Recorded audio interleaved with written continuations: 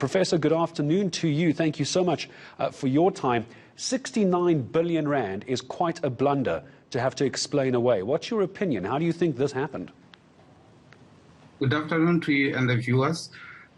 What I've picked up from the court proceedings is that the National Energy Regulator, when they were going through their multi-year price determination for Eskom, in their methodology, they mistook the 69 billion rands that came from government, which is money that's going to basically service the Eskom debt, as revenue.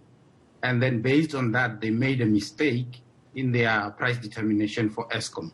And then they ended up approving a less kind of price increase for Eskom for 2020-2021 financial year. So as the Director for Renewable and Sustainable Energy Studies, Professor down at Stellenbosch, I imagine when we are hearing and reporting on stories where we're applying more and more money into Eskom and even a 69 billion rand blunder, I imagine this makes you turn in your sleep. Yes, that's a very big mistake by NERSA. And in this case, when I look at all the facts around the case that Eskom has brought forward, without prejudging it, one can easily see that the judgment will go against NERSA in this case.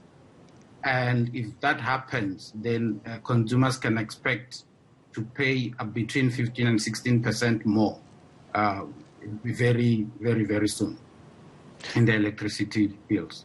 And many people, Professor, I'm sure you'll know by now, are getting upset by the fact that South Africa keeps having to bail Eskom out of its historical problems, as they put it. It's taken many years to try and get their infrastructure on track. How far are we away from being able to use other sources of power on a large scale other than Eskom?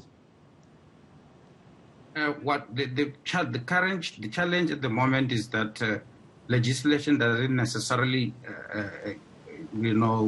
agree when it comes to the use of other sources other than Eskom. But things are loosening up.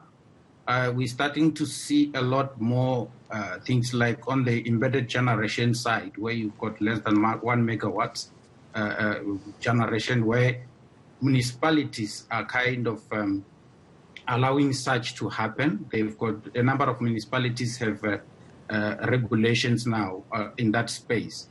Even though NERSA published some regulations along those lines long time ago, I can't remember exactly which year, but they never finalized those regulations. So there is need for NERSA to also finalize those regulations.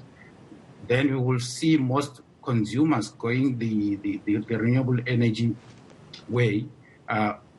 For now, we have already started seeing some of the shopping malls, for instance. If you drive around the country, you'll see most of the shopping malls have got solar power, solar systems in their roof. And that's basically because the cost for renewable energy technology is going down every year. And with mistakes such as the one that NERSA has done, we will see the cost of generation for Eskom going much higher.